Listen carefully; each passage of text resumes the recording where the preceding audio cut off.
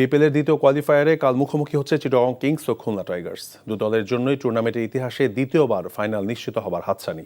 দলের হিসেবে খেললে এই ম্যাচটি জেতা সম্ভব, মন্তব্য কিংস অধিনায়ক মোহাম্মদ মিঠুনের। অন্যদিকে নির্ভার থেকে ফাইনালে টিকিট নিশ্চিত করতে চান খুলনার পাকিস্তানি অলরাউন্ডার মোহাম্মদ নওয়াজ। ম্যাচটি শুরু হবে সন্ধ্যা 6:30টায়। রিপোর্ট কুশল ইয়াসিরের।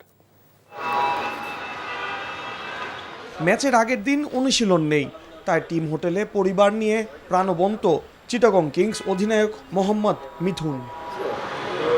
খুলনার বিপক্ষে ম্যাচটি জিতলেই ফাইনাল।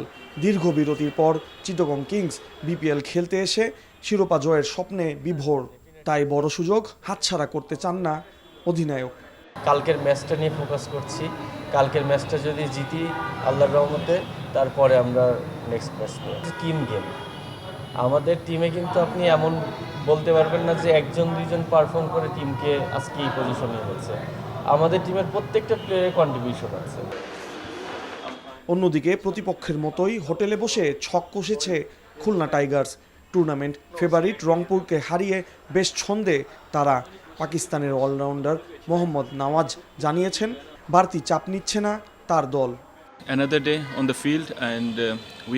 আমরা প্রতিটি ম্যাচ বাই ম্যাচ এগিয়ে যাচ্ছি।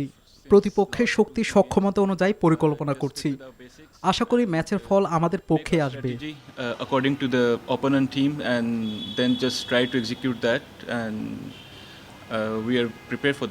এই দুই দলের মধ্যে বিজয়ীরা 7 ফেব্রুয়ারি ফাইনালে ফরচুন বরিশালের মুখোমুখি হবে। কুশল ইয়াসির, এনটিভি নিউজ, ঢাকা।